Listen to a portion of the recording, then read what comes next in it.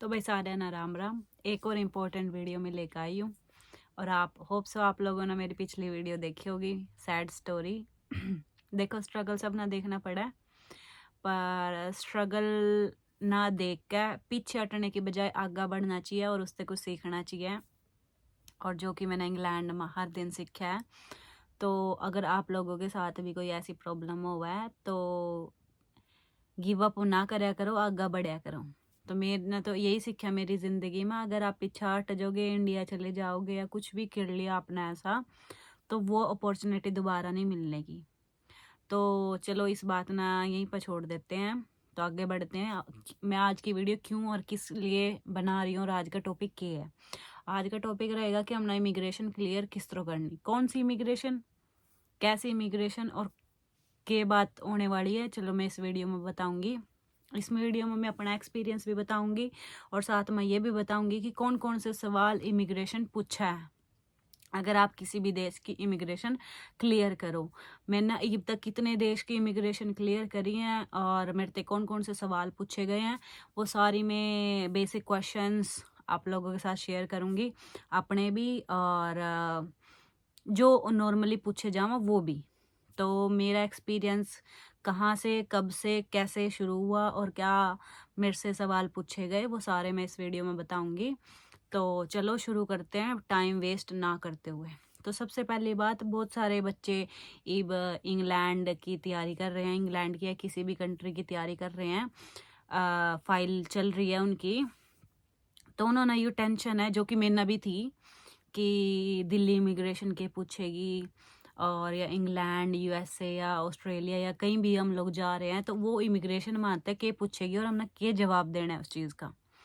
ठीक है, तो भाई मैं स्टूडेंट पाई थी इंग्लैंड में, तो मेरे से क्या क्या इमिग्रेशन ने सवाल पूछे, चाहे वो इंडिया की हो चाहे वो इंग्लैंड की हो, दोनों में से जो इमिग्रेशन है वो मेरे से क्या सवाल पूछे थे उन लोगों ने।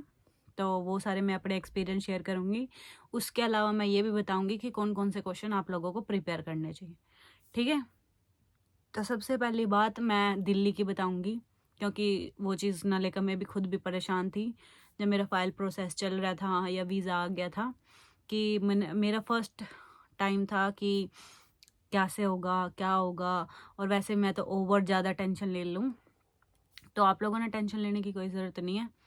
हमेशा सिर्फ स्ट्रिक्टली जो क्वेश्चन पूछती है वो उस देश की इमिग्रेशन पूछे जिस देश में आप एंटर करने वाले हो।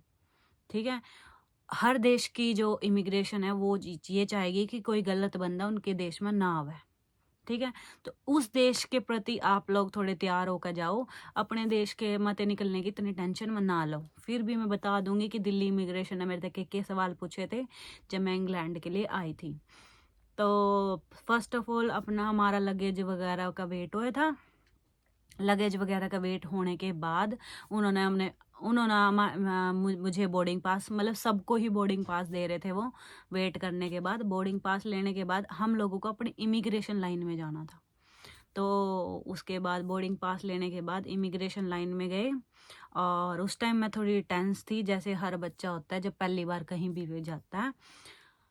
तो उस टाइम में भी टेंस थी, मैंने नहीं पता मैं के सवाल पूछेंगे। कई बार वो सवाल इतना आसान पूछा लेकिन हम उस चीज़ ने कॉम्प्लिकेटेड बना दें। उन्होंने मेरे से फर्स्ट ऑफ ऑल यही सवाल पूछा था कि कौन से वीज़े पर जा रहे हो, तो वो तो मैंने बता दिया था स्टडी वीज़े पर उन्होंने मेरे को बोला कि अपनी जो फीस स्लिप है वो दो। तो मेरे पास तो कोई फीस स्लिप ही नहीं थी, लेकिन मेरे पास मेरा कास्ट लेटर था। कास्ट लेटर एक ऐसी डिटेल पेपर होता है जिसके ऊपर सारी चीज़ें मेंशन होती हैं। तो आप ना डरने की कोई ज़रूरत नहीं है। आप ना वहाँ पर कई बार अगर ऐसा भी हो सकता है कि आपको दिल्ली इमिग्रेशन एयरपोर्ट से बाहर निकाल दे, तो इतनी टेंशन लेने वाली कोई बात नहीं है। अपनी बेसिक जो नॉलेज है उसको थोड़ा कॉन्फिडेंट होके जाना बस। तो उन्होंने जब मेरे को बोला कि अपना फ़ीस स्लिप दिखाओ, तो मेरे पास फ़ीस स्लिप नहीं थी और मुझे भी नहीं पता था कि फ़ीस स्लिप मेरे को मिलनी थी या नहीं मिलनी थी जहाँ से मैंने फ़ाइल लगवाई थी। तो मैंने उनको बोला कि I have caste letter, all the details are mention on my caste letter, how much fees I paid already, everything is mention there. So आप लोगों ना डरने की कोई ज़रूरत नहीं है। आपके पास कोई ना कोई ऐसा पेपर ज़रूर होगा, जो भी वो आपसे क्वेश्चन पूछ रहे हैं, आप उनको प्रूफ दे सकते हो, ठीक है? आप ना टेंशन लेने की कोई ज़रूरत नहीं है। तो मेरे से यही 1-2 सवाल पूछे थे कि आप वहाँ क्या करने जा रहे हो और मुझे अपनी फ़ीस स्लिप दिखाओ। तो यही दिल्ली इमिग्रेशन ने 1-2 क्वेश्चन पूछे थे। उसके बाद मैं मेरे गेट की तरफ चल दी थी, जहाँ से मेरे को फ़्लाइट लेनी थी। तो वो सीट वगैरह, सीट नंबर और गेट नंबर वगैरह सब बोर्डिंग पास पे होता है, ठीक है? उसके बाद मेरे साथ क्या हुआ, मेरा स्टे था कुवैत में और ऐसा कुछ नहीं है कि हम लिक्विड चीज़ें नहीं लेके जा सकते, अपने लगेज बैग में डाल के रखो और ब्लैक जो प्लास्टिक बैग होता है उसके साथ कवर कर लो तो कुछ स्कैन नहीं होता। लेकिन अनलकीली जो देसी घी होता है, मेरी मम्मी ने बना के दिया था, वो मेरे जो कैबिन बैग में था। तो मेरा कैबिन बैग उन्होंने चेक कर लिया था, तो उन्होंने वो मेरा देसी घी निकाल लिया। तो मैंने उनसे बड़ी रिक्वेस्ट की तो उन्होंने दे दिया था। इतने भी निर्दयी नहीं होते वो। तो चलो ये हमारा मैटर नहीं है, इसको छोड़ो। उसके बाद जो मेरी इमिग्रेशन हुई थी, वो हुई थी हीथ्रो, लंदन। तो वहाँ मेन जो पॉइंट है वो है लंदन का, हीथ्रो का, कि उस लंदन जो इमिग्रेशन, जो यूके इमिग्रेशन है, उसने मुझसे क्या क्वेश्चन पूछे। वैसे तो नॉर्मली जो स्टूडेंट्स होते हैं वो जो यूके इमिग्रेशन है वो उनसे ज़्यादा सवाल नहीं पूछती है, 1-2 सवाल पूछती है छोटे छोटे से, कि आप क्या करने आए हो, क्या कोर्स है आपका और कितने साल का है और कहाँ स्टे करोगे या कहाँ कौन लेने आ रहा है, किसके पास रहोगे, अपना अकोमोडेशन कैसे मैनेज करोगे, कोर्स की स्टार्टिंग डेट क्या है, एंडिंग डेट क्या है, तो स्पॉन्सर कौन कर रहा है, कई बार ये भी पूछ लेते हैं। तो मेरे केस में क्या हुआ था कि कपल्स भी बहुत सारे आए हुए थे, उनके कपल्स के बच्चे, कपल्स स्टूडेंट के साथ, मतलब 3-3 4-4 जो डिपेंडेंट आए हुए थे, जिस वजह से थोड़ा कॉम्प्लिकेटेड हो रखा था। जो इमिग्रेशन का जो एनवायरनमेंट है बहुत ज़्यादा गर्म था। मेरे से पहले बहुत सारे बच्चों को उन्होंने 2-2 सेकंड में निकाल दिया, लेकिन मेरे से पहले 2-3 कपल उन्होंने साइड में बिठा लिए थे, जिनकी वजह से मुझे भी उन्होंने साइड में बिठा लिया। क्योंकि ऐसा होता है कि कई बार जो स्टिकर वीज़ा होते हैं वो नकली भी होते हैं, जो उनका प्रिंट होता है वो नकली होता है। तो उनको चेक करने के लिए अपने जो हेड ऑफिसर्स हैं उनके पास जाना होता है, वो सारे डिटेल्स चेक करने के लिए कि जो उनके पास जो ये वीज़ा है, उनके पास जो डाटा है वो उससे मैच कर रहा है कि नहीं कर रहा, ये वीज़ा रियल है या नहीं। तो बात करते हैं कि हीथ्रो इमिग्रेशन ने क्या क्या क्वेश्चन मुझसे पूछे थे। तो उन्होंने मुझसे बहुत सारे क्वेश्चन पूछे थे, क्योंकि मेरे से आगे जो कपल्स थे उनको बिठा लिया था, उसकी वजह से मेरे को भी आधा घंटा बिठा के रखा उन्होंने।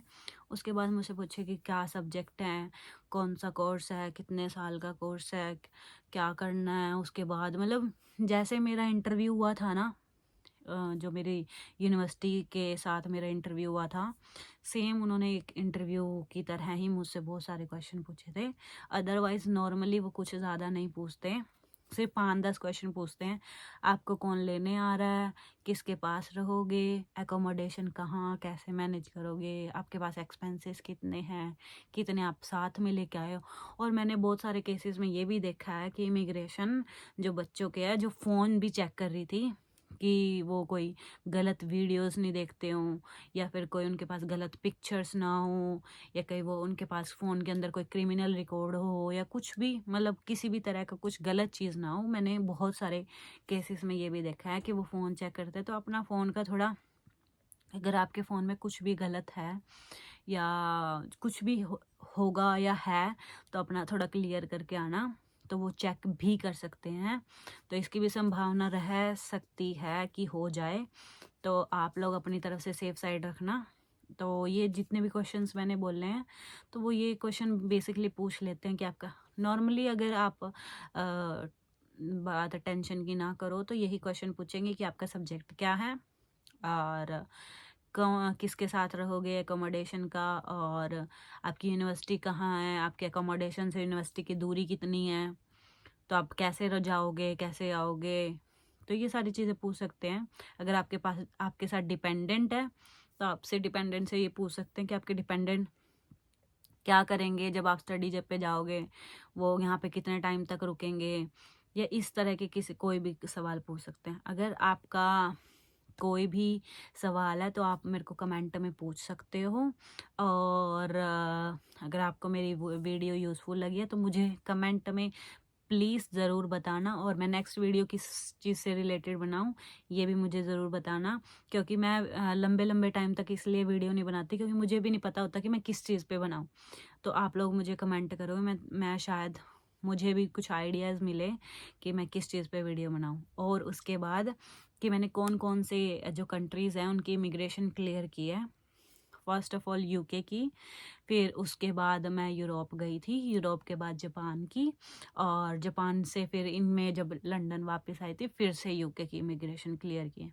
तो बेसिकली वैसे कुछ ज़्यादा क्वेश्चंस नहीं पूछते अगर आपके अंदर कॉन्फिडेंस है तो। Be positive, be confident, tension मत लो।